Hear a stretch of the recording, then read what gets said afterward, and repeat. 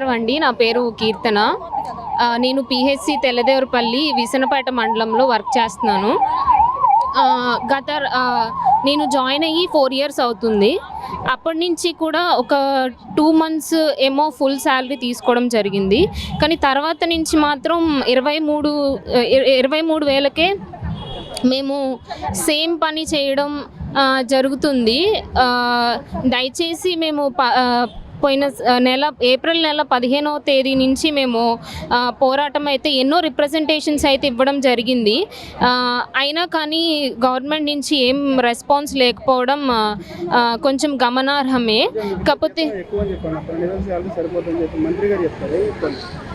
మీకు ఇచ్చే జీతం ఇప్పటికే ఎక్కువ ఇస్తున్నాము, 12,000 జీతం ఎక్కువ చెప్తున్నారు. ఈ ఆందోళన అనేది యాజ్ పర్ ద నార్మ్స్ చూసుకుంటే గనక మమ్మల్ని రిక్రూట్ చేసుకున్న పేపర్లో అయితే మాకు 40,000 అని మెన్షన్ చేశారండి. మేము జాబ్లోకి వచ్చిన తర్వాత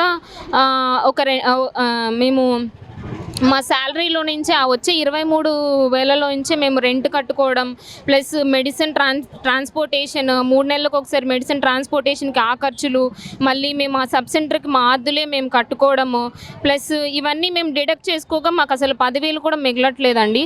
దయచేసి మా రెంట్స్, పెండింగ్ ఇన్సెంటివ్స్ ఏవైతే ఉన్నాయో, బకాయిలు ఏవైతే ఉన్నాయో అవన్నీ చెల్లించి కనీసం ఫస్ట్ బ్యాచ్నైనా రెగ్యులర్ చేయమని మేము గౌరవనీయులైన కమిషనర్ గారికి, హెల్త్ మినిస్టర్ గారిని మేము కోరుకుంటున్నాము. దయచేసి మా గోడుని అర్థం చేసుకోమని ప్రభుత్వాన్ని మేము కోరుకుంటున్నామండి.